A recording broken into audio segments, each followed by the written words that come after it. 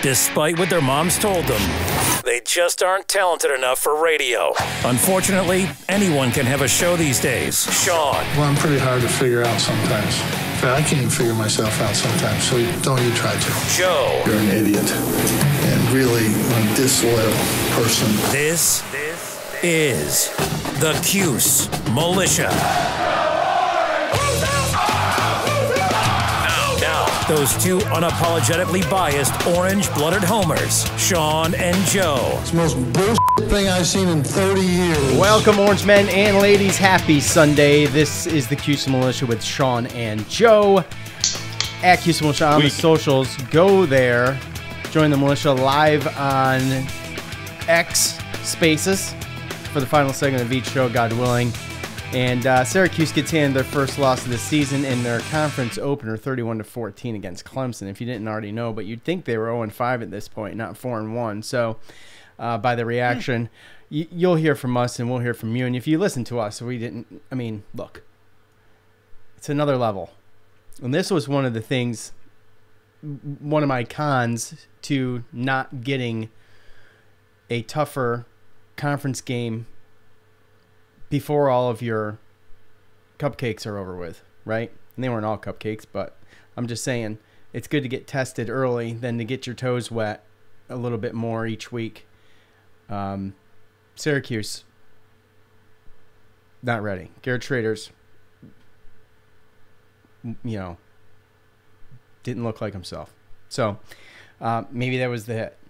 He says it wasn't, by the way, if you listened. He did go through concussion protocol and all that, but after that. But we'll talk about all of that, and you'll hear from us, and we'll hear from you in fan feedback. So, as always, as we begin the show, let's hear what Coach had to say following the game. First of all, I'd like to say congratulations to Clemson and Coach Dabo Swinney. That was a fantastic effort by their guys, and obviously, we saw a different football team than people have been seeing recently, but those guys are extremely talented, and they were highly motivated, and there's no doubt they played an exceptional game against us. Questions? Garrett took a pretty big hit there in the very first drive of the game. First off, I'm just curious, did he get evaluated for like a concussion or anything when he came off? Because it was in the head region. Yes, he did. He did get evaluated. And then what did the refs tell you about why they reversed the targeting call there? Because it was initially ruled targeting, I believe. They did not explain that in great detail to me. Did you feel like it should have been the way it was called originally? I'm not allowed to say stuff like that, but I would have been in favor of them keeping it the way it was called and giving us the ball.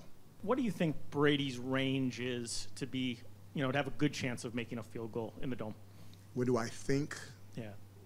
Or what is it? What is it? I've seen him hit over 61 yards. Have you seen his kickoffs? They're great. Do you see where they land? Mm-hmm. Okay, he will have the school record before he leaves. The school record is 54 yards in Pitt Stadium. He will have that record before he leaves, if not his sophomore year, then his junior year or his senior year. Do you think 57, though, is a low percentage kick for him? Just because he can do it doesn't mean right? There's a You number. Can't break a record unless you take a low percentage kick. If not, then the record is always the old record.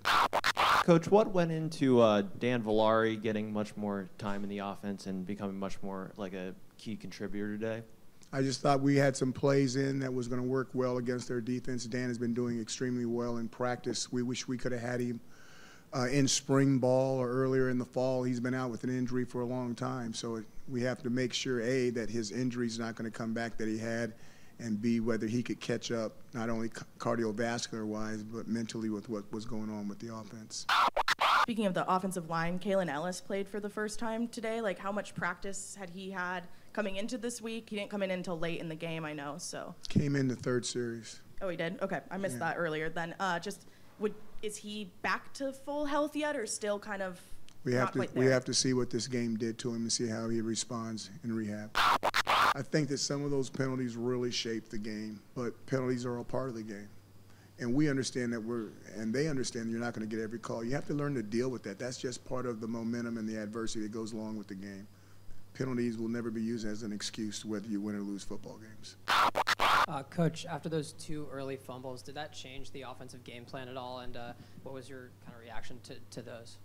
No, it didn't change the game plan at all. We needed to play it normal. We still had a lot of football to play. And if we took our time and scored, we could close that gap. Really thought that we would do that as well. And then with the turnovers, that's part of football.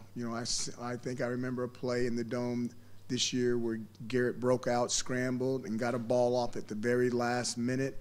2 guys hit him, and I want to say Isaiah Jones caught a ball for a touchdown with nobody around him. Well, that's no different than the guy that caught him and knocked his helmet off. I mean, he was scrambling around. He was about to do something, and then bang, that guy got him from behind, and his helmet gets snapped off. So that's the part of playing a team like that, when you're playing guys that are more athletic, more faster. Those same plays that barely happen on some other teams that were positives could end up being negatives against teams that are more athletic and faster. Were there any calls in this game that you considered using a timeout and trying to get reviewed here? I know you had signaled that you thought that last recovery was a touchdown there at the end of the game. Every call is being reviewed, and when you see me standing next to those officials, I'm like, are they reviewing the call? And the answer is either yes or no. It's never gray. And then based off of that, that's when I decide whether I'm going to use my timeout or not. Because if I use my timeout on a call that they're already reviewing, and then they give me a double no, I lost a timeout for no reason. So if you really watch what goes on with those plays, and they'll say, Coach, we're reviewing it. I say, can I challenge that? Coach, we're reviewing it. Don't waste your time out. We're talking to each other. Okay? Thank you. You're welcome. All right, so look, and to my point earlier, it's why it's tough to gauge a team when you're 4 games in, you haven't seen any conference play, right? And obviously Clemson a big test, and we knew that coming into this game. So look, you got to lick the wounds and move on, and I think Syracuse can do that. Now I don't know. We'll get into a couple of them, but obviously Pena, he re-aggravated his hamstring, I assume. They said it was the existing injury, and that's what I heard it was. And he did not play. Kalen Ellis being trickled in and then going to get evaluated. Obviously either not 100% or they're being very cautious. And there was a point in this presser here where Coach mentioned Dan Villari, and we'll talk about the good. But the bad is that he may have sustained some kind of injury during the game. So, all right. Now, look, the hit on Schrader at the beginning of the game, I think is the elephant in the room right now, right? So obviously, yeah. I think that most of us believe that was targeting, and if it was called targeting on the field, there's definitely not enough evidence to overturn it. And not only that, but it was a very quick review, to say the least. And I think every single questionable play was a quick review, to say the least. And by quick, I mean extremely quick. There was a potential backwards pass from Clemson that, I watched a couple different times. I only got the TV angle, but that was probably ended up being a forward pass. But you've got to dedicate a little bit of time to stuff like that. When something gets scooped up and run into the end zone without a whistle, they obviously let them play to some extent because there was no whistle blown. So I think they blew the whistle. Well, after a second. Okay, well, it wasn't heard. And there wasn't when if a whistle's blowing, the play keeps going. Usually here, nonstop whistles going crazy, right? Right. Anyway, just to stop a play and prevent someone from getting hurt, right? So, anyways, my point is that there was things during this game that I felt like didn't get enough attention from the review standpoint, and you're automatically in kind of conspiracy theory mode after that hit on Schrader's called targeting, and then it's overturned as not. And when it's clearly, after it got overturned, I looked at it a couple times. There's there is a post. It was originally saw it by David on Twitter, and I gave him credit. Retweeted him, and then I kind of zoomed in a little bit to show, crown of the helmet, under the face mask, chin and neck area, and it's clear as day. The only replay we got to really see yesterday during the game was from behind and to the side a little bit. So, anyways, I think with that said, that it leading with the helmet, shoulder, forearm, fist, hand, or elbow, attack with forcible contact to the head or neck area. That's one definition. There's several, but these were the two I thought applied. Lower in the head before attacking by initiating forcible contact with the crown of the helmet. So if you look at the picture, you can see it for yourselves. It looks pretty cut and dry. It seems like basic targeting. And with that said, I think that's where our frustrations begin. And, Schrader, first of all, is very lucky. It was a blindside hit, and that's perfectly legal. But How? What do you mean? To come on the side of someone like that? Well, I mean, I guess that's my thing is that, you can't do it when you're blocking. Well, you can do it to a running back. Well, I'm just saying. Realistically, when it comes to certain things like this, you look at social media and you look at all the people that were looking at the rules and this, perfectly fine. Shoulder pads hit first. Like, at the end of the day. It says leading with helmet, shoulder, forearm, fist, hand, or elbow to attack and forcible contact the head or neck area. Right. And the question is, and you look at some people and they say, well, his shoulder hit Garrett's shoulder first, and then his helmet came in and hit the neck to chin area or face mask area. Right. I don't know one way or another. All I know is that this, I hate the semantics portion of it. Like to go back to what you were talking about, first off, number one, they're trying to clean this stuff up as far as having the on-field judges because they think it takes too much time with all these reviews. So the problem, and what Dino was alluding to, is that the problem is now they have these guys up in some studio somewhere, looking at all the angles, and they're making the call for the refs on the field. Just like you're the not pros. Going to sit there. Right. Well, I think that's the thing, right, is that for so long, ever since replay, we get to sit there for a couple minutes and you get to listen to the crowd react. You get to see every single, and you have this whole thing. And now when they try to clean it up because they got refs actually and officials in the booth looking at it so that they could, make it go faster, and they have the answers for the refs by the time they get over to the booth, it makes it seem like people aren't really looking at it as in-depth as they should. But I don't care. Semantics, rules, words, whatever. If it's about player safety, this is obviously it's obviously not taken into consideration in this particular instance. Well, I'm just saying, you can run by a quarterback after they throw the ball and tap him on the helmet, and they're going to call 15-yard penalty. Right. Right? Or you can have Marlo Wax follow the QB out of bounds and throw his hands up and maybe give him a little chest bump, and the guy falls, and you're going to call 15-yard penalty. But then you literally see something that violent with his neck and his head and the guy coming in with his helmet, whether he was trying to do it or not, whether it was targeting or not. Like, which play, which player in which play was obviously had the biggest thing to do with player safety? And it was obviously that one. It doesn't make sense to me that you can blindside and hit a quarterback or a running back or someone with the ball, but you can't blindside block somebody, right? Some of these things, it's just you go semantics and you go with the verbiage and, that's the rule. Well, that's the rule. Like, no, at the end of the day, if this game is about and these calls are about player safety, then that call should have been made. And it did get made. It should have been upheld. There's definitely not enough. And I know you agree, but I want your honest opinion. If that's called targeting, is there enough in the replays and shots that you've seen to overturn that from anything other than what it was called on the field? No. No. Exactly. So who's they? Because you could have questioned it. Who's they? They are making the calls. I want to know who they is.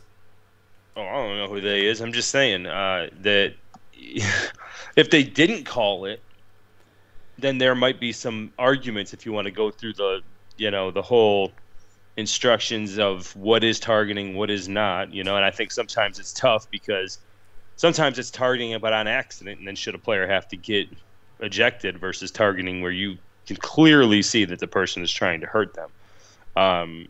So yeah, I mean, to me, that wasn't like egregious. It wasn't on purpose. But if it's about protecting the player, I mean, how many times have we talked about already this year? Garrett Schrader going into slide or going to do something and he gets hit. I mean, you know, last week. Yeah, Purdue, Army. Yeah. There's a couple different times where he's tried to do the right thing, tried to slide, still gets hit, and he gets no call. Well, so now he stays said, up on his feet, and he gets hit in the head, and he still doesn't get a call. And still doesn't get a call. Yeah. So I mean, well, he mentioned that. He did mention that in his player interview. So it's unfortunate because that's the way that the game started, right? And then that turned into, it just seemed like. It was a horrible way to start the game, obviously, with that. It'd have been a miracle if he hung on to that ball. Oh, yeah. Everybody's fumbling that ball. Yeah. I mean, it's but not. The whole point of it is that it shouldn't have mattered. It shouldn't have because it should have been right. And then what happens and what change? What type of trajectory does it change if we go in and we score first, right? Like, it's just you don't know. It's a bad way to start a game. And obviously, you know. With that said, you know, Clemson still got a pass interference to continue to keep their drive alive even after that turnover to go down and score a touchdown. So, you know, a little help with the refs and a little help, like, obviously with the penalties and the turnovers just for them to get their first touchdown. And then, you know, obviously it kind of, you know. Well, it spiraled out of control from there. I mean, you've got two of your three first offensive drives. You've got turnovers with Clemson in tremendous field position. And just like that, especially the second one. Yeah, and just like that, you're down 14-0. And obviously LeQuint credited with that fumble, but I think, you know, that was obviously an errant pass, toss, whatever you want to call it, from Schrader. Yeah. And, you know, it was a little bit of both. Yeah, it was a little bit of both. I mean, you could at the say very it was least, a bad play I don't know. call, to be completely honest with you. It looked like a bad play call to me. Then it looked like a bad pitch, and then it looked like LeQuint was looking up at the defense before he caught the ball. That was behind instead him, of though, making too. sure that he. I mean, it was behind him, I know, but in that situation, you need to make sure you don't turn the ball over and not have to worry about what the defense is doing. Yeah. So there was a couple different things there, but obviously, to start that way, it's just 14-0. It was super unfortunate. Right? If you're playing, you know, coming into this game, first of all, if we didn't mention it, shame on us, but I'm pretty sure we did.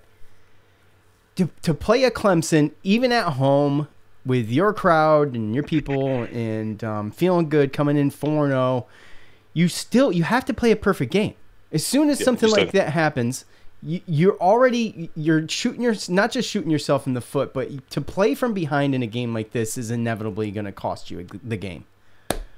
I mean, we've seen them ahead in games like this. It's hard to do that. It is It's hard to do that against a defense like Clemson, right? Exactly. We did talk about that. Maybe not perfect, but we definitely had to win the turnover battle and win the penalty battle, and probably have some big plays. Let's start with the 57-yard field goal that you know, it ended up being no good, and then from there was good field possession for Clemson again, and it was 4 plays and a score right before the half, and you know, the kick was down the middle, it was short, but the call's controversial, and I guess, you know, score was 7-14 at 14-7 at the time, and you know, if he makes it, they're heroes, right? But in that position, you're not getting the ball at the half. It's a tough call, man. It's a tough call. Dino's going to get raked over the coals for it, and he already has on social media. I don't think it's a terrible call. If you see your kicker making kicks at 60+, he said 61 he's seen him make, okay? And he's doing it consistently, and he's in the dome. I don't know where else, you know, if you talk about breaking a 54-yard record for the school, I don't know where else you do it other than the dome. Well, we had to make up for stuff, right? Yeah, well, of course. That's the other thing is that we spot them 14-0, and now it's like, okay, well, any chance we have to put up points, we got to put up points, right? Because I mean, they're coming out and they're getting the ball at halftime because they deferred, right? So not only did we spot them 14 points, but they were getting the ball coming out of half. Exactly, which was my point. That's why, I mean, maybe you've got enough faith in your kicker where you're like, okay, well, I'm going to take chances. If you don't take chances in games like this, guys, you know what? Sometimes it works and sometimes it doesn't. Okay, but if you don't take chances in games like this, you're not going to win. You're just not going to win. I mean, you know, it's one of those things. It's like you're damned if you do and you're damned if you don't. Mm-hmm. I mean, so we have this constant like back and forth with some of this stuff, and it's like I don't fault the play call. I really don't. I mean, the kick was down the middle. It was short. It sucks. It sucks. When he kicked it, I was like, did he just hit that thing? Thought he made it. Yeah, I thought it was going in. Yeah. So I mean, you know, it's a game of inches or feet, maybe in that situation. But you know, look, like you said, man, if you never do it, then how are you ever going to be prepared to do it later in the season? Right. Because maybe we do need to kick a 58-yarder with no time left, and we never did it. Well, you know what? You might as well try when you're down, and you can kick off. Dude, and that's the other thing that I was going to bring up too. Like, I see all these comments and stuff like that. Like, okay, I get the in-game comments, but when you're talking about end of the game, you got to be as smart. I guess I can't really say this because I'm giving probably too many people credit. But if you're a smart fan, you go back and you look at it, right? Everyone's killing Marlowe Wax. Oh, undisciplined, this, and that. Okay, yeah. That's a boneheaded move. It was a boneheaded move, but guess what? Clemson got 0 points out of that. Yeah, well, they didn't go score a touchdown. They didn't go do anything like that, right? And then you talk about this 57-yard punt. Okay, we didn't even take a chance, right? Do we not remember how they scored right after that? Okay, granted, they were at midfield, but they did a double move, and that guy would have scored from 77 yards. It didn't matter. I mean, it was 47. So if we punt it, and then they run the same crap, the guy still scores a touchdown. Jeremiah, so, I mean, we got to really focus on. Yes, if there's mistakes that are made, that's fine. But if it doesn't hurt us or kill us or hurt that drive, then okay. Like we let's not focus on that like it lost us the game, because it didn't. Right? Those are things that we can get better at. Yes, was it boneheaded? Yes, was it undisciplined? Yes, could we have done things differently in hindsight? Yeah, but in hindsight, it didn't change anything either. So why are we focusing on that? I mean, that's all fixable shit. You're right, but at the time, if it's in-game comments, then yes. Yeah, I'm talking about at the end of game comments where you're talking. They didn't lose us the game, but you know that was a dumb penalty. Okay, and two things can be true at the same time. Like I said on Twitter last night. Okay, it's a boneheaded move from a captain. All right, you're the leader of that team. Okay, you cannot be doing stuff like that. It's completely unacceptable. Okay, but is it fixable? Yes. Okay. You're leading this team. You made a play and force a quarterback out of bounds. Be done with it. That's where you get your praise. Okay, you don't need to go John. You don't need to get hyped up and get in someone's face and chest bump them. Now, with that said, is it also a dumb penalty, like to be called? Yes, because there's officials right there. I mean, dude, you pull that in basketball and the other team's shooting free throws. So, I mean, it's flopping. It's like you penalized for flopping now. Yeah. So I don't know who said what or who saw what. I don't know if they just saw him. I mean, he definitely barely touched him. He acted barely touched him. Oh yeah, no, I know. But the problem is, why are you getting in his face? And I looked at it more like a taunting than anything else, more like a sportsmanship thing. But at the same time, like exactly. Like how soft are we now? Yeah, at this point come on. Like, come on. And how many times have you seen players get in each other's faces and the refs go in and they break them up and it's out of bounds? I mean, this is like, come on. I mean, you see it in the NFL where somebody just falls over. They get into each other's faces, then they like fall over and try to like flop and get a penalty, and the ref's like, "Come on, get up." Yeah, exactly. I mean, let's be. They're grown ass men. Let's treat them like grown ass men. Okay, you're gonna flop and be silly. Then you know what? Get your ass up, get back over with your team, and let's move on with the game. I mean, to have a penalty there is dumb. To do it is dumb. Both of those things are dumb. So, I mean, let's move on. And I know, and I'm not saying that's not dumb, right? I'm right there with you. I've always been about, act like you've been there before. Don't have to do that type of stuff. You are a captain. But, and even then with the rules, you can have these people, dumb play, boneheaded play. Oh, well, that shouldn't be a penalty. Oh, well, it is, and he knows it, and everybody knows the rules, and blah, blah, blah. But, like, At the end of the day, I look at it like, did it? People. I get mad when you can say, okay, yeah, we had these calls, but why? There's always going to be penalties and dumb plays all the time. There's going to be bad play calls. Coaches are going to make bad play calls, and it's easy to say in hindsight. That's always going to happen. So every single game, you can blame the refs, the this, the that. You can have all your excuses because the plays are going to be there every single game. But let's focus on what actually lost us the game instead of plays that, even though, albeit bad penalties, bonehead plays, whatever, those are not the reasons. These people that are focusing on, Babers has got to, he decided to kick a 57-yard field goal, so now all of a sudden he's got to be fired. Or, undisciplined. Undisciplined, just like every other Babers team. Like, every team has penalties. Every team does dumb shit. And guess what? He's going to pay for it. Marlowe Wax is going to pay for that in practice, especially being a captain. I will guarantee you that. So, right. You look at it. Is it fixable? Is these the reasons why we lost the game? There were plays and boneheaded plays and penalties that helped us lose the game. But those weren't either of them, in my opinion. And, I would have to agree.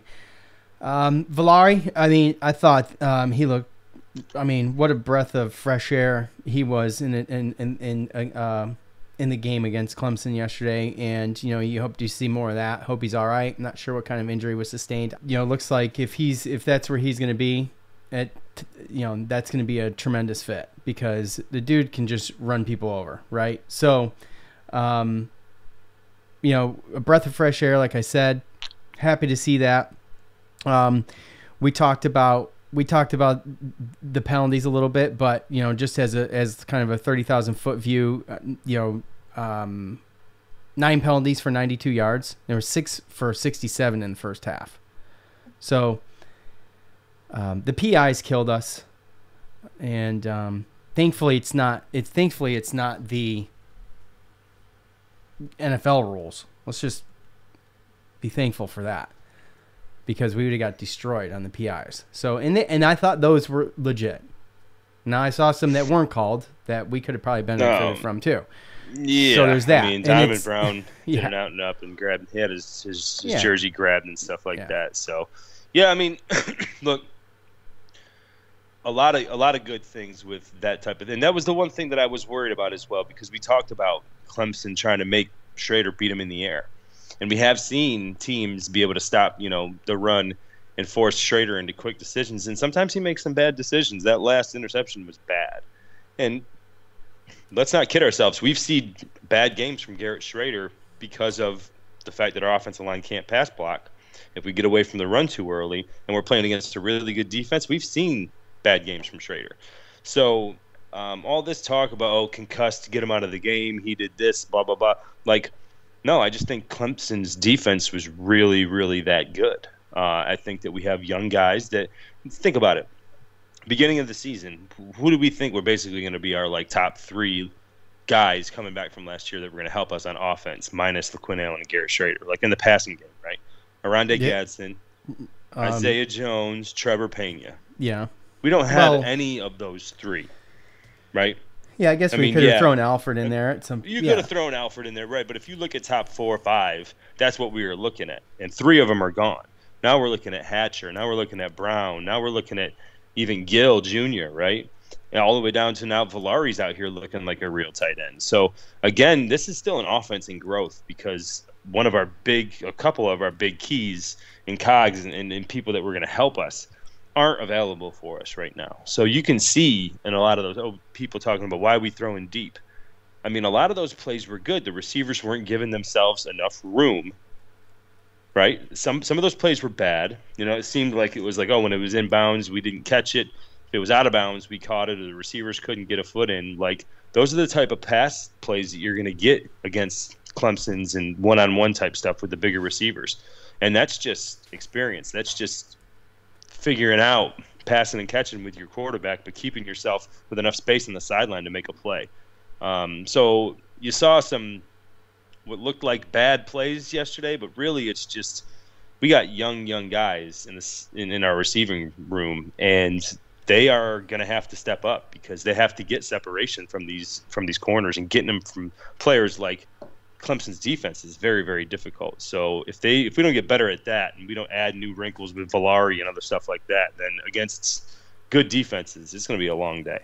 Yeah, and I mean, there's just talking about turnovers. Just one more thing too.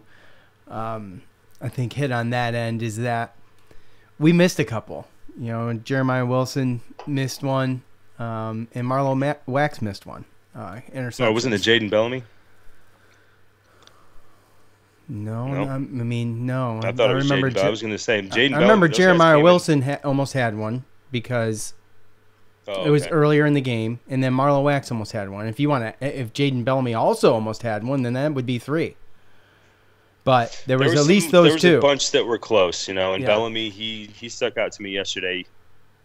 First time he came in for Jeremiah Wilson. I don't know if there's an injury or if he was had been playing better, but some of these transfers that were recruited to other schools and they were 4-star guys like Bellamy and Gould.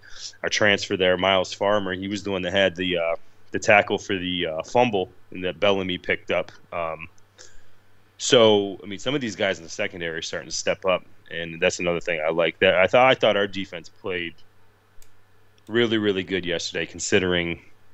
I mean, yeah, did we bail them out with some penalties? Absolutely. But considering the positions that they got put in a lot, I thought our defense played good enough to win that game yesterday. Oh yeah, I mean, I thought defense did, but like I was saying in the preview, I felt like we were going to need to probably score on defense to pull the game off, and they had opportunities. So it's just one of those things. It's unfortunate. I mean, they were right there. Those two there's were a point there where so. I said, "Are we going to be able to climb back in here?" I mean, there was huge energy. It was loud in the dome. We had forced them to like 2 straight 3-and-outs, and then we forced a fumble and scored a touchdown. And then we forced a punt, and it was like, okay, 7 minutes left. We're down 10. We still got a shot. And I'm thinking to myself, like, imagine what this game would look like if we didn't spot them 14. Now, we spotted them 14, in which we probably could have put some points on the board. And instead, now we're down 10. So, in my opinion, when you really level off, you just never know how much that Schrader call, because that was a first down. That was a decent run. That would have been another 15 yards forward. That would have put us in position to go and actually put points on the board in the first possession. So yeah, I know a lot of fans just see a loss and they don't want to hear about the moral victory crap, and they don't want to. But I mean, to see them come back in the way that they fought and stayed in there against a Clemson team where you can easily just throw in the towel when you just get unfortunate calls like that and start 14-0. So as far as Schrader goes with the passes on the sidelines, and he just overthrew too much, and they were too close to the sidelines, and he makes those a lot of times. And to say he wasn't rattled, I mean, I don't know, man, but he wasn't throwing the way we've seen the past, this year. And some of that has to do with was running for his life. He was sacked freaking Clemson pass rush 5 times. Yeah. So, that is obviously has something to do with it. And, with that said, we talk about, was he okay after the hit? I mean, I feel like he was. He might be a little sore today, but I feel like he was. I feel like there's a lot of factors that factor into his play in like the ones I just mentioned. Okay.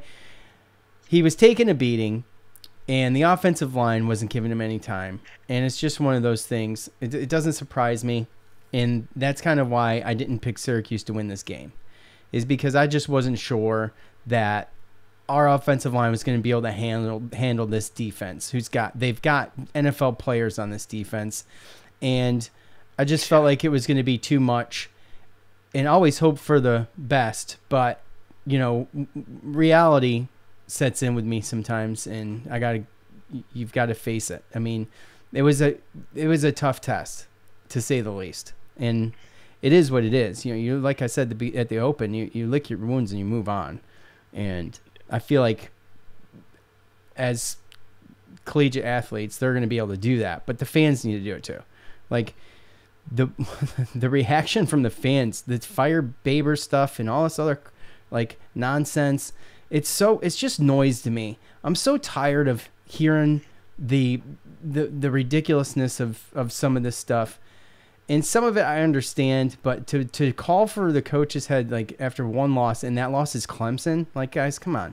I mean, if our one loss up to some point was Western Michigan, I mean, I can't even defend that. But to be that ridiculous about this game, it just shows like how immature some of us are as a fan base, like, and how ridiculous we are as a fan base. Like, do you not have anything else like coherent to say or like intelligent to say that you have to resort to that because you're mad because they lost? We're all mad because they lost. You think we want to go and watch our team lose?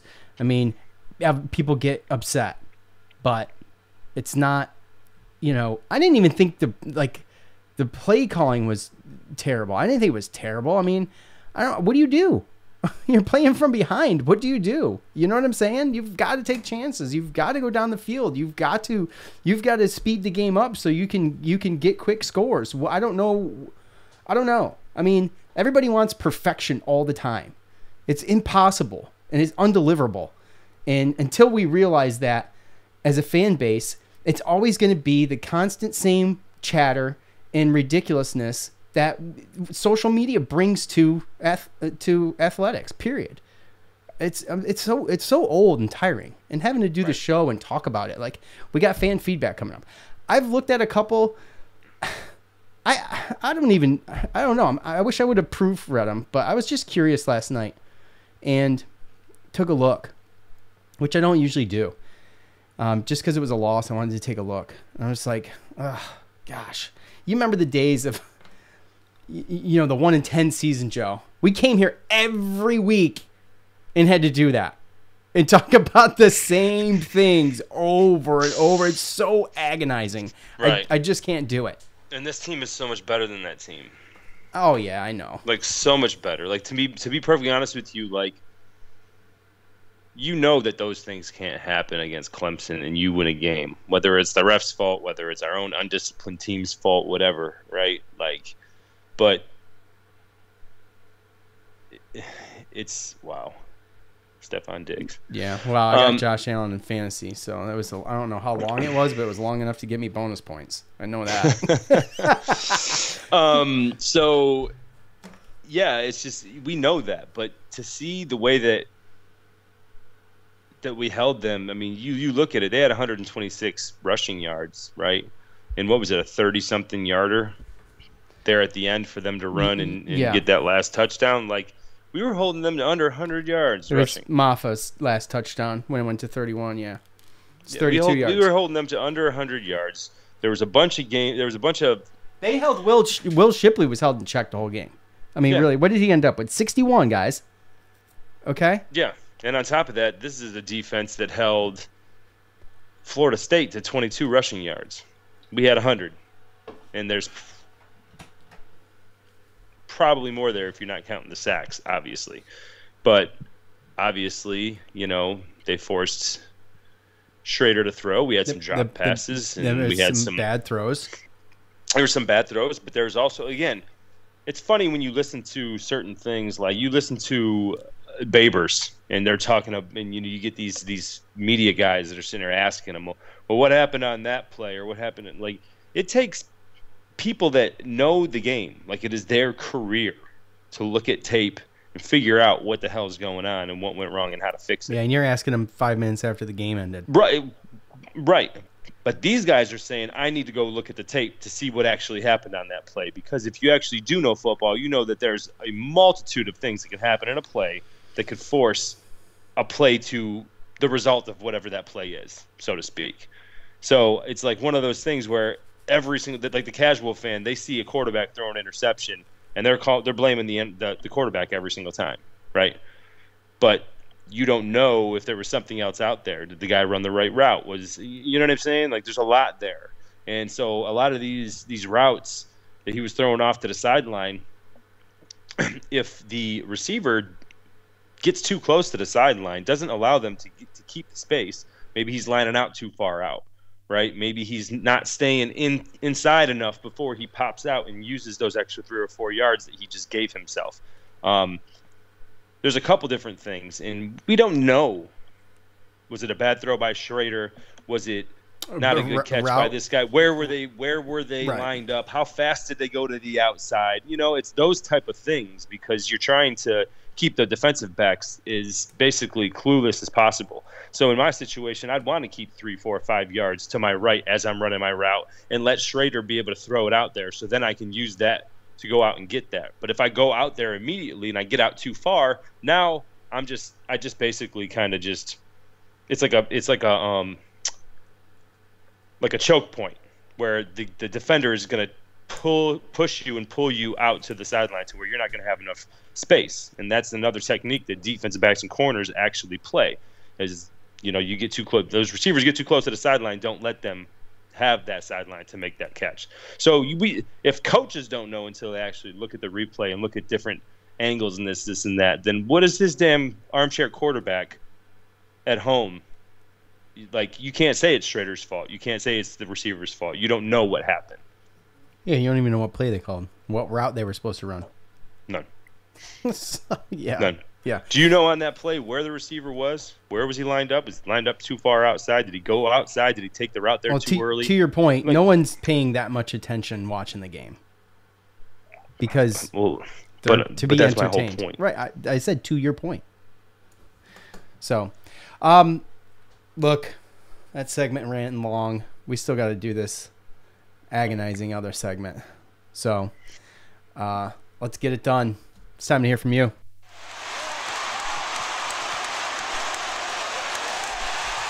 It's time to hear from you, the loudmouths from the Loud House.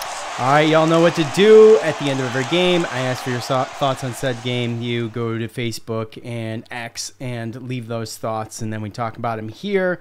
And there's a lot of it. I'm not going to get to it all. I'm going to try my best not to repeat the same talking points, but I can't guarantee anything. So I'm going to start with Twitter. And at Drew Cuse, hate is a strong word, but I really can't stand Dabo. But he's outcoached Dino every year except one. I actually like Dabo Swinney. I think he's one of the more high-character coaches in college football. And I like him a lot, actually. If you think about it, there's definitely worse. I mean, as far as character goes. So... Are you there, Joe? Speak. Forever hold yourself. Yeah, okay, there we go. There we go. Okay. No, did you mute yourself? We talked about it in the preview, and it's obviously, look, good high character guy, and look what he did with this team, kind of getting them come up from the ashes and become a national powerhouse every day. So don't forget too. Wasn't it when we won, when he came into our locker room to congratulate us? Yeah. Okay. So, there you go. That's I think Dino and Dabo, both high character guys. I think that's why they like each other. So, yeah. If not now, 184 shot ourselves in the feet all game. Refs didn't help, but that's no excuse. Regroup and beat UNC. That'll go a long way to get some actual respect back. And look, to my point that I was saying earlier, you got to get up, dust yourself off, lick your wounds, and carry on. You can't let the game's done and over, right? And I know like I said, as athletes, these guys are going to be able to do that. But as a fan base, we've got to learn how to do that. Okay? Let's grow up. At David7W, ACC refs were up to no good, just as I predicted. Sadly, we made some mental errors, and you're not going to beat Clemson if you're not playing your best. Our O-line got blown up in the second half, which is a concern. Time to flush this one and move forward. Yeah, we mentioned it last episode and mentioned it in this episode. But, yeah, you got to play perfect. You're going to beat a team like Clemson, UNC, okay, Florida State. You're gonna have to play your best games to pull a win out of these next three. You can even add Virginia Tech into there. Virginia Tech did surprise me last night a little bit. So They changed the quarterback. They changed the way they play. Yeah. You know? Yeah. Which is proof that, obviously, especially in college, like, you're growing every single game. You're growing every single week. You're not the best you're going to be when you come out of fall camp. And we've obviously seen that. We've seen some guys get better as the season's gone on, and I think that we're going to see a lot more guys get better. I see that this offense can get better. A lot of the things that they messed up on are fixable. Right. Yeah, exactly. But it's discipline too. And if I'm not mistaken, I think the Dino Babers years are some of the highest penalized teams in recent history. I mean, it's been not great. So they've ranked up there every year in penalties. I don't have the stats to. I don't have the stats either, but I'm just going, like I said, I'm going off of memory here. But I mean, it seems to be, if I'm jogging my memory, it seems to be like something that we always talk about. Okay. And obviously we didn't do a podcast before Dino Babers. So, which is probably good. Okay. Let's be honest. Yeah. So anyway, at Tim Abbott 44, several will blame the refs as usual, but that's not really why they lost this game. Depth and talent.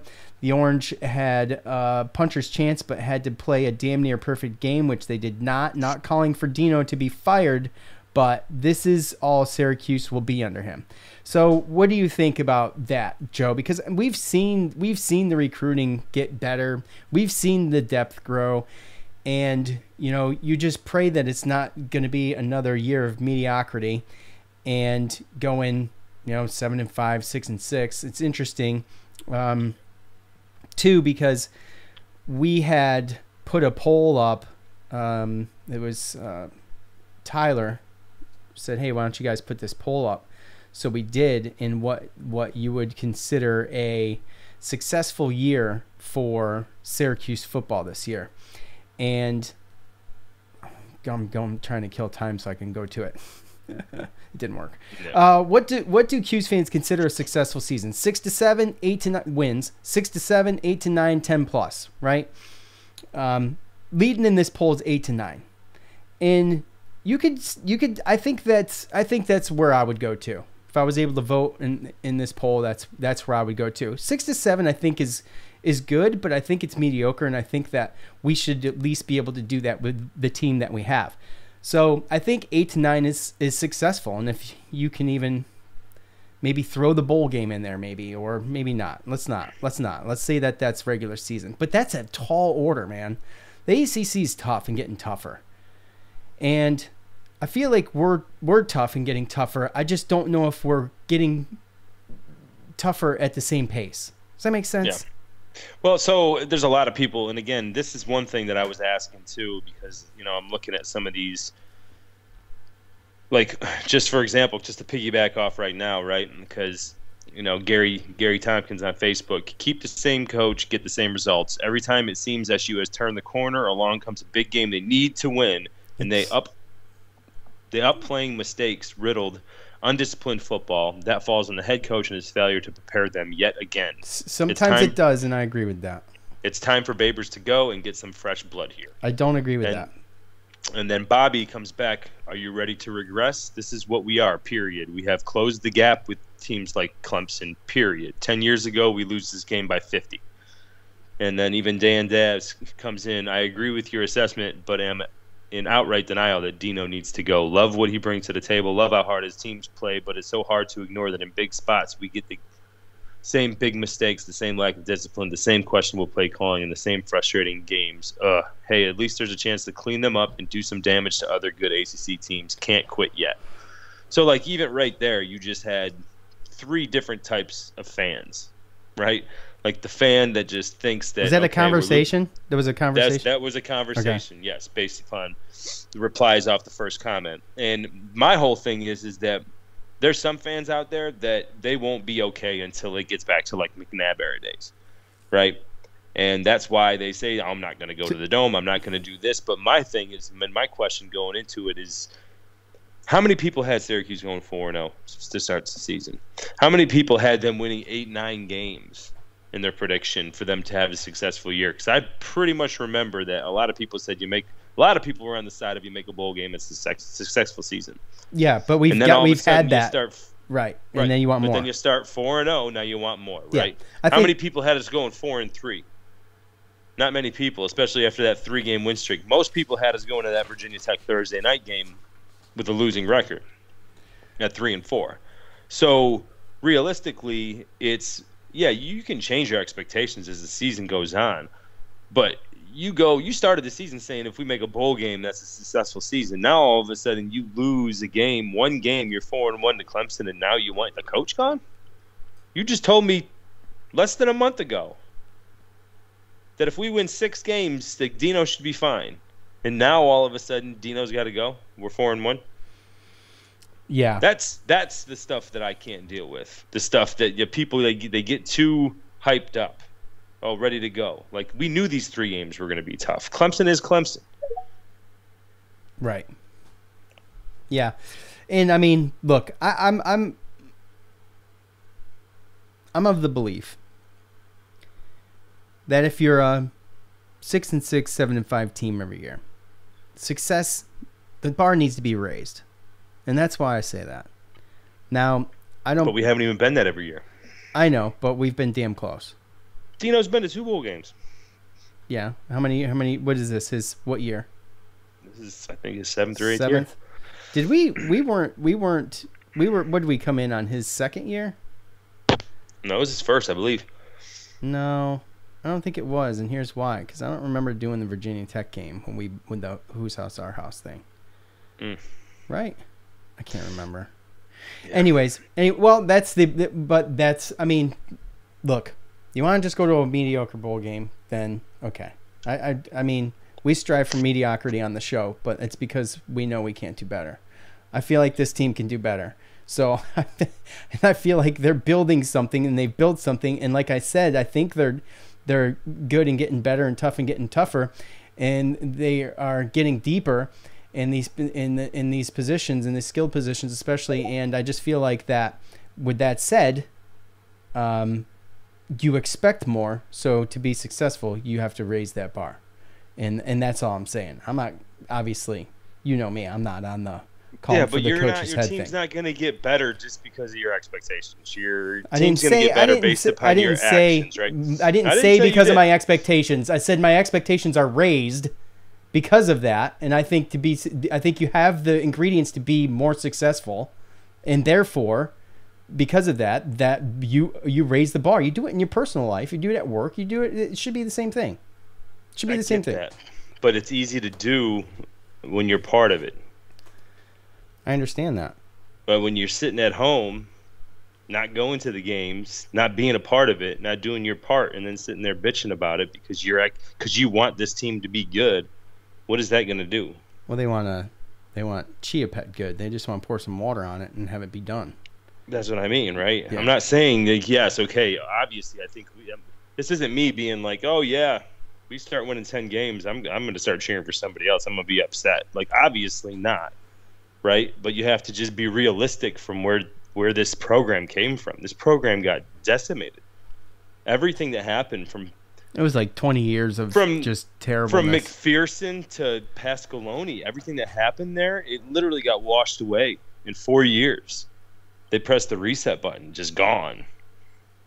Thank you, Daryl Gross. Yeah, it's a long road to recovery, and they're still recovering, but they're recovering. Yes, and I think that's my point. You know, like to Johnny's point and Facebook, like Clemson is still Clemson regardless of the record. Shot themselves in the foot in the first half of the turnovers and penalties. O-line has been the problem for forever, and finally reared its head playing a formidable opponent. Given all this, it was still a winnable game. Yeah. And that's really the thing and then that was the guy's point. Sorry, the guy. That was Bobby's point to begin with when he talked about that. Is you play a game like this with this many penalties and turnovers 10 years ago against Clemson, they're beating you by 50. Like, we had the ball in the fourth quarter with 8 minutes to go, down 10 points. We had the chance in the fourth quarter, yeah. A long shot, but still. Yeah. At Saltine Warrior 4, crowd was great. Can't blame people for not showing up for future big games. The team always lays a goose egg when the casuals pull up. Feel like defense could have had 4 pick sixes. LeQuint's fumble drop early was a killer. I mean, it was just coupled on top of what we had, with the Garrett's fumble, I guess. It was when you go down 14-0 that quick in a game like this. I mean, that's difficult, and they still hung in there. I think we talked about it. And yeah, they definitely 100% did. Like, they hung in there. That team to me didn't seem overmatched. No, and they didn't play like they were. They didn't play like they were just giving up or anything like that either. Which you can go down like that and just be totally demoralized, and it shows in your body language. You don't get that out of this team. It's the one thing about these Dino Babers teams is that they don't have that in them. They're much more mature in that aspect than teams we've seen in the past or other teams we see. It's one of those things. But what were you gonna say? No, I was just going to say I don't think I agree with that whole, someone coming off and saying that, you understand why people aren't going to come to the big games. Okay, well, why? Because they're expensive and they're going to lose? Well, then go to the cheap ones that they're going to win at. Yeah, I think that's just it's a smarmy. I can understand a situation where someone's like, I don't got money for season tickets and I don't want to go to all the smaller ones. I don't want to go to Central Michigan and Colgate and Purdue. Or not Purdue, Army, and I'll save them. I'll save the money from those games, and I'll use that money to go to the Clemson game, right? I can understand that, but to sit there and say that, I'm not going to go to the games because I'm not going to pay even $10 because they're not playing anybody. To now they're finally playing somebody. To now it's so expensive, and now I got to dole out this, however many dollars to go see this good game, and then watch them lose. Like, it's all just complaining. And to be perfectly honest with you, like, I think after moving from upstate New York, I think a lot of it has to do with just where they are. I don't know what it is. Well, that place, that place, I mean East Syracuse, Kirkville. It's not even that. Upstate New York. Upstate New York, it was miserable. Like people for me. are miserable. All they want to do is just talk about. Well, there's a lot of negativity up there. We grew up around a ton of it. I mean, just in general. I mean, it's just Satan's circumstances. But, if you're like me and you like hot weather, it ain't the place to be. It can make you miserable. If you like hot weather in less taxes, you're in the wrong state. Yeah, that's true. All right, let's see what else we got here. At Cuse Cowboys 9. Where's Dino's energy that he brought early on? Penalties don't go Cuse's way, and he doesn't say a word to the officials. Team was unprepared to play and totally undisciplined. I don't agree with that. I don't agree with all of it. I mean, it was undisciplined play, some of it. And some of it, too, on the PI calls, I'll just say, sometimes it's better to just get the freaking PI call than to get burned for a touchdown. They did that. Okay. To us. Yeah. So, I'm okay with a smart PI call. Sometimes it's just that's the lesser of two evils. It's just the reality. Dabo said it on his post-game interview. Because I know that, Valari. Yeah. Quarterback turned tight end. They had that pass, the little trick play there where he threw it backwards to him. Yeah. Well, yeah, the guy dropped it, but then they did it again, and the guy grabbed Alfred because Alfred had him beat. Right. Yeah. And Dabo even said in his post game that was a smart PI. Yeah, that was smart. Right. It was a heads up play by him because he was going to give up a touchdown. Right, and it's unfortunate that sometimes that happens to you, but you also get to do it. And so when we talk about the penalties and the PIs I mentioned earlier, I mean, a couple of those were necessary. It's when you try and you don't succeed. If you're going to do it, make sure. You know what I'm saying? Well, and and again, but these are just little trends, right? Like, I did see a couple plays yesterday where Amari Hatcher, the young receiver, he didn't allow himself enough space to make that little back shoulder to the sideline catch, right? And just like Isaiah Johnson, I think Isaiah Johnson, he missed a chance for an interception yesterday, and instead it came a PI, because it's one thing that I've seen from him as far as kind of something that I've noticed with what he does. He doesn't look back for the ball a lot, especially on deep throws and stuff like that. One of the biggest things, I mean, if a quarterback, if it's a deep ball and a quarterback underthrows it, and you as a corner do not look back and try to find the ball and play the ball, then you are probably 95% of the time going to get called for pass interference. Yeah, and you're probably, yeah, exactly. And the one that he got called, especially his first one, if you would have turned and found the ball, that would have been an interception. It would have fell right in his damn lap. Yeah, it was underthrown. But that's teachable. Right, but also, even if it doesn't fall in his lap, if he turns his head, then that ball's going to hit him anyway. He's just got to go. He's going to try to look at it. And, that's it. Yeah, and it's easier said than done too. You're putting yourself in a situation where, I'm playing the ball. I'm trying to get the ball now. Right, exactly. He's behind me. I don't know what's going on. I'm looking at the ball. You change the whole perception from an officiating standpoint when you go to try to make a play on the actual ball. So, I got another one here. At Tyler Morona. Feel terrible for our defense and special teams, truly top-tier units that never have support from the offense in key games. Garrett never completing 65% plus of his passes kills our ability to be multiple. Love this program, and I'm working on getting more talent up front. So, look, it's to put it all on Garrett. And I don't know if he's doing that, but I don't think it's completely fair. I think Garrett's doing it. We talked about it, and Garrett was running for his life yesterday. He was sacked 5 times. He was brutalized in the 3rd or 4th play of the game. So, look, it's one of those things. And by the way, like to your point, that they did get the run game kind of going, and if the game isn't 14-0 that fast, the offense looks totally different too. So they might have been able to do more. I mean, ifs and buts were candy and nuts, we all have Merry Christmas. I know. But we might have been able to do more, and the offense maybe look a little different if you're not playing from behind that early in the game. So with that said, yes, there was some mistakes. But how many times has Garrett Schrader made it happen, and has been the one that has basically been the rock that's pulled out the win too? Absolutely.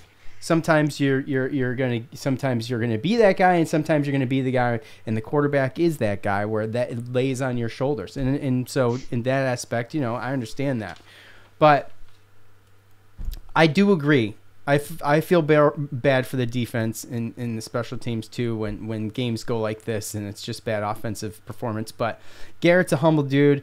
If you listen to his presser, I mean, he took all the responsibility. He knows he had a bad game. That shit happens. And, unfortunately, he's got to pull himself up by the bootstraps, and we got to go out. We got to go into UNC, and you got to beat UNC. You go in next week and beat UNC. This game's just it is nothing more than it's nothing more than a memory and a bad one, but it's over with. So you're gonna have bad games, right? I mean, Clemson's had 2 of these already, and to Tyler's point, and to what Coach alluded to in his presser as well,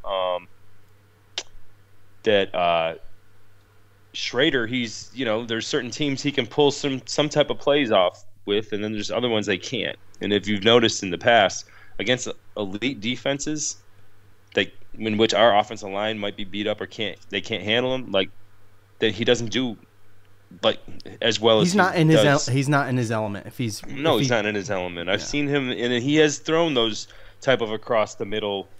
I mean, he did it at NC State a couple years ago, pick 6, right? He's thrown those type of interceptions. He's sometimes stared down those receivers. So, and by the way, all quarterbacks do that when they're under pressure. A lot. So. And not saying he doesn't make any plays, and it's not like he knows. He knows that some of the receivers probably messed up, dropped some balls, didn't line up where they were supposed to go, or leave them enough, room to make those catches. But he's not going to call them out. He's captain, he's 5th-year senior, and he's a stand-up guy. He's gonna like he said in his presser, there's only been one perfect person, and he ain't it. Exactly. So he knows. He knows. At Horowitz, Randy, we got into a 14-0 hole and could not climb out. Like someone else said, I feel bad for the defensive special teams. He's alluding to Tyler's comment. I think we will be in most games. We play it with our defense. Can the offense do enough against good teams? I mean, we have yet to see, right? First big, tough game. Strong defense. By the way, the Clemson defense that's how this team wins games. You've got that, especially this team. Yeah, Barrett Carter and Jeremiah Trotter Jr. leading the stat sheet on tackles every year, leading the team in tackle. I mean, these guys are NFL players, man. And it's just in teams like this, pump out NFL players like it's nobody's business. Oh God! So he said defensive tackle. I forget his name, but he was like a freshman, 6'2", 315. I'm like, what? I don't get those guys. Yeah. So there's a gap. There's a gap, and I think we've narrowed the gap. But the talent's totally different. You think with NIL, this thing evolves a little bit, and these guys want to not. They want to be. They're talented guys that are on a bench for these teams, and they want to be in the action. We've talked about this. That's where the NIL will benefit us, is if we can build up a little kitty so we can get these guys over here and pull them off of people's benches, to bring them in as starters. So, anyways, I got one. Okay, go ahead. So this one's actually pretty decent, but so my boy Sabo, he's got 5 points. So number one, Schrader's, and this is a couple good points that we haven't talked to, but Schrader's slow starts would eventually come to bite them in the ass, and it finally did. Number two, coaching staff, particularly the head coach, still doesn't understand situational football, as evidenced by throwing the ball deep 3 times with 3 minutes left before half, and then kicking a 57-yard field goal with a kicker who's never even attempted a 50-yard field goal. I mean, I disagree with that. I mean, at some point you've got to attempt something. Well, there's always going to be a game, and what he alluded to, and this is obviously instant reaction. So when Babers comes in and does his post-game interview and is like, "Yeah, this dude hits from 60 all the time." Like, okay. Number 3, undisciplined team, far too many penalties. I agree.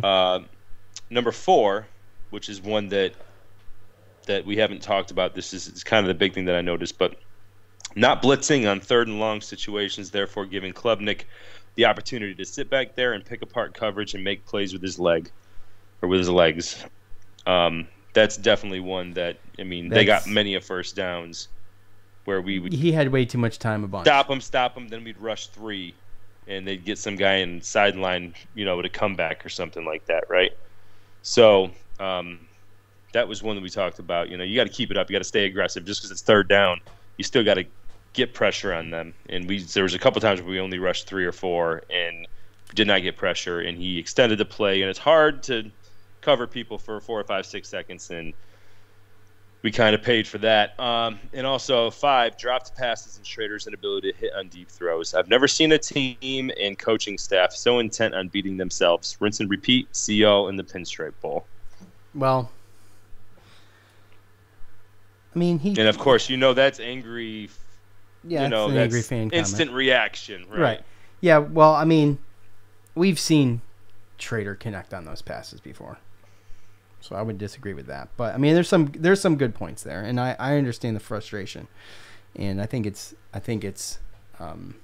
righteous anger to some extent. And it is. And righteous as far as athletics go, by the way. Knowing him, that's a guy that just wants his team to be good. That's a guy that grew up in a situation just like us, where and he's gone to the games, he's done his part. You know what I mean? He's gotten season tickets, but that's a guy that wants to see us get back to McNabb days. Well, what's his idea of a successful season? What do you think his expectations would be for that? Back to that poll. Again, I don't know. I'd have to ask. He's let's probably got. Let's just see this real quick. Go ahead. I'm listening. He's probably got his own individual thought on what he thinks the team is going to go, but obviously it's not where he wants the team to be, right? And as far as I'm concerned, the only reason why he's allowed to even say those type of things is because he actually has, given money and has paid for his season tickets, and he's still gone to the games even when it wasn't the greatest product. So, well, I mean, you've got 68% of 214 votes picked 8 to 9. 10%. But that's now. That is now, but we're talking about now, though. Yeah, true. So, I mean, I wish this was a little bit more broke down, but I think it's fair anyway. I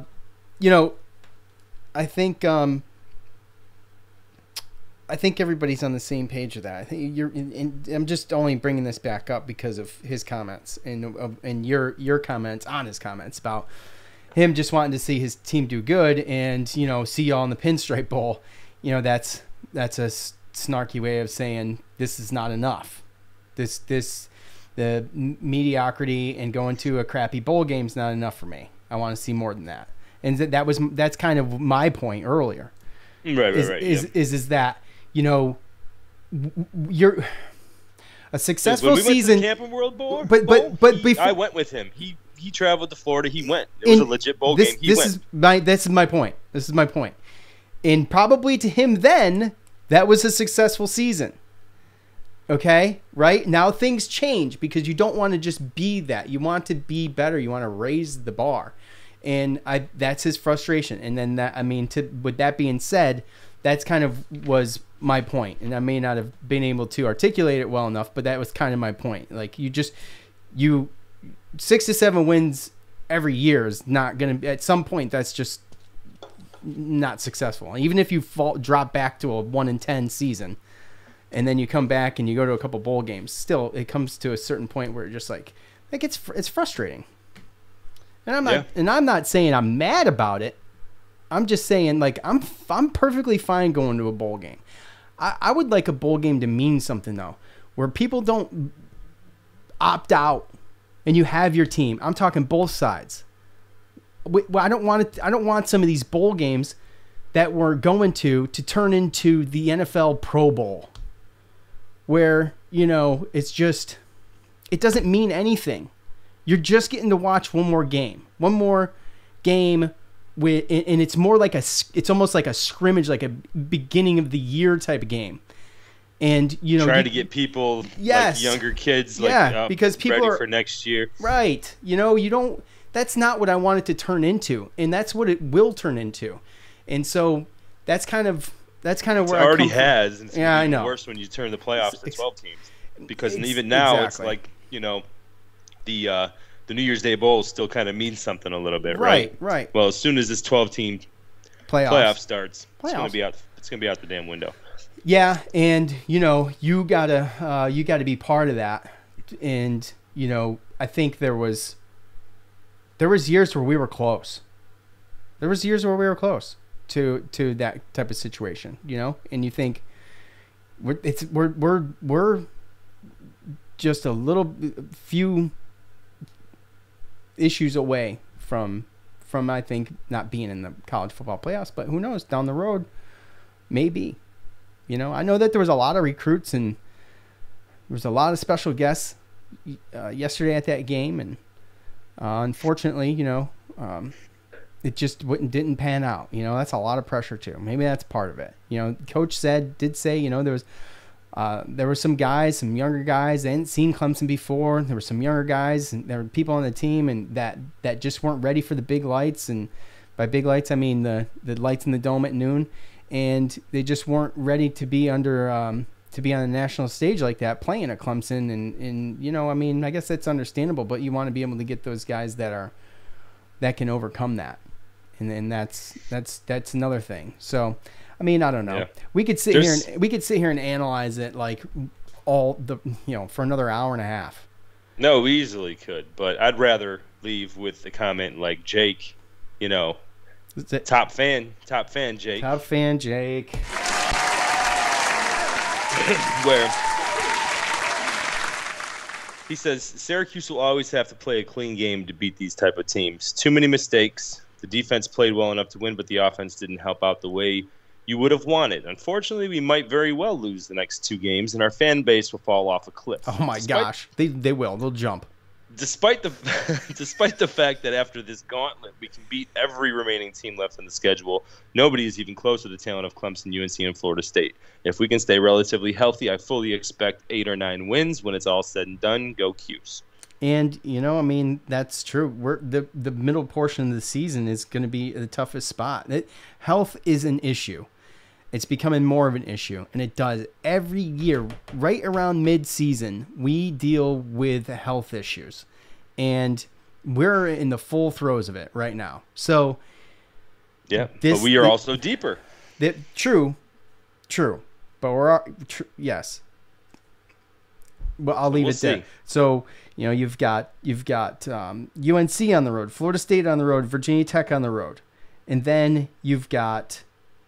Oh, I'm sorry. You get a break in between Florida State and Virginia Tech. That's our bye. It's right after Florida State. So it's not like 3 games in a row on the road. We do have a 2-week break in between, and that's going to come at the perfect time going into Virginia Tech. And it looks like they've figured something out. But that's going to be a game. It's called a running quarterback. Yeah, that's going to be a game that's going to be an important game, especially if we don't win one of the next 2. And I feel like UNC is a winnable game, so we'll just have to see. And I just hope that with the turnaround and going to UNC, that the health meter isn't the alarm isn't going off on it. That's all, because there's a few things out there that we just don't know about right now and aren't going to speak on. So once we get some confirmation, obviously we'll have this week, and maybe we'll talk about it. Maybe Coach will talk about it tomorrow. I don't know, but until then, it's just we don't know. Kind of left in the dark. But yeah, man. That's pretty much it for me. Yeah, dude. I mean, they're all the same, right? They're all the same. There's some positive ones. People want to blame Garrett. They want to blame the coach. See the coach gone. I mean, I think the one thing that people have to get off of is the fact of, like, that we got to blame the coaching staff for this team not being successful. I think we've seen however many games coaches in a row that haven't even had some of the success that he has. And even Marone, who went to the pros, he was 500 for 4 years, right? So the one thing I think the fans do need to understand is that there's not just about the coach. It's not just, some of that stuff has to do with recruiting, and there's a reason why we can't get the same type of players. And then, if they think it's money and forking it up for a legit Power 5 coach, then, so be it. So be it. But at 500, Marone went to the Buffalo Bills, and Nathaniel Hackett went with him as his offensive coordinator, and Nathaniel Hackett was actually a head coach last year. So sometimes, it's just geographically it is what it is. And right now we're just in this situation. And I know people want to blame the head coach and people want to blame all these other things, but I don't know what to tell you. You want to blame all those things. Let's just fill the dome. Let's fill the dome. Let's fill the dome. Let's get, local support, and, maybe that'll change. Now, how much money are you putting into the program? How much time and effort and money are you helping with other than behind the keyboard being a warrior? Well, you've got over a month left before Syracuse is back in the dome for a shitty Boston College team. That was getting killed and still came back and beat Virginia. So they're not as bad as Virginia. Well, that's true. Virginia is they're on the struggle bus. Yeah, but that's being nice. Well, so is Tech, and look what they have going on. So, but also too, did Pitt have time to prepare for such a change? No. Okay, so that is always a factor, and the following weeks to come will. Well, their starting quarterback was out, so they had to go to a new starting quarterback, which happened to be a running quarterback that's got some size. And well, he did good. They I watched the game. Yeah, they just lined up and they ran it down their throat. Yeah. But, you're looking at Georgia Tech, who just beat Wake Forest at Wake Forest last week, who just lost to Bowling Green at home. Boston College isn't great. I don't know how good Bowling Green is, but yeah, I mean, I watched that game. Oh, they're 2-3 overall. So, Louisville stays undefeated by beating NC State on Friday night. That was a good game. It was a good game. State's defense kept them in it, but overall, I think NC State's offense just isn't great with Brendan Armstrong. No, well, neither was Virginia's offense with Brendan Armstrong. Maybe there's a common denominator. When they had Anai the first year, it was good, which is why I think last year was not. The reunite. No, last year was not without Anai, right? And then he came here, and Schrader played good. So I think there's a lot of people that thought that the remarriage of Anai and Brendan Armstrong at NC State would have done something. But so far it hasn't, and I've heard stuff about that because I'm from here too. Obviously, and Morris, their quarterback last year, he came in and played good when Devin Leary got hurt, and they thought there were a lot of fans that wanted him to be the starter, and then you bring this guy in. So I think there's some in-house type fighting too. So NC State just isn't the same team, and too bad for Duke last night losing late to Notre Dame. I didn't know which group of assholes I wanted to win or lose. I'm sorry, but I hate Notre Dame so much. I want Notre Dame to win every single time. And majority of it is, I don't know if it's because I hated the movie Rudy. I don't know if it's because they refused to join a conference in football. It's because they haven't. It's because they're having their cake and eating it too. That's why you don't like them. Because that's why I don't like them. You're in a conference in basketball. You're not in football. Why? Because money. And I mean, I don't even know. It's ridiculous. They line up against Pittsburgh. I don't even know who I think wants to. I mean, I literally hate Notre Dame that bad because we have to play them in all these other sports too. So. I just found myself last night rooting for Notre Dame. Then I was rooting for Duke. Then I was rooting for Notre Dame. And then I was just like, you know what? I can't anymore with this game. I hate both of these teams. And Riley Leonard is a stud. I hope he's okay. That didn't look good, by the way, at the end of that game. I don't know if there's an update on him. No, that's what I was going to say. I hope that's not because Duke was riding high. Their confidence was super high. I don't know what their backup, quarterback situation looks like, but to have the last play of the game for that to happen, I mean, at minimum, that's a really, really bad sprain. Really bad. I think it's worse. Just based upon, I mean, that's a tough kid, and the way that he was reacting on that field, to me, I feel like it's a broken ankle. I feel like it's something bad. But that kid will be back, he's hard. He's a hard kid not to like. He's just in the wrong uniform for me, man. I'm sorry. Well, you get those. Sam Hartman's in a wrong uniform for me as well. He always has been, and I've never could stand Sam Hartman. I don't even mind him. What is he? 28? I have no idea. But all I know is he left Wake Forest to go there to try to get a national championship, and I pray he doesn't get it. Oh, I know, and I'm with you. Because, he's much too old. Okay, we got just like we got to do with politicians. We got to put an age cap on some of the student athletes. I think maybe 65 for politicians and 23 for. Oh, dude, it's ridiculous. For I think college he athletes. had like a redshirt year pre-COVID, and then there was like a COVID year, and then he was there. I think there was some medical thing or something. I don't know, but this has got to be at least his 6th year. Dude drops his kids off at the box before he goes down and plays. You know what I'm saying? Really? Really? I thought his kid was getting recruited by him in 2025 class. Right, maybe. Anyways, that is that from us. Look, life goes on, folks. We're going to be okay. Let's just check the health status coming into tomorrow. Hopefully Dino gets the right questions, and we'll get to find out and see what happens there with that. We'll see you Wednesday this week for UNC. For Joe, Sean, we're out. Peace.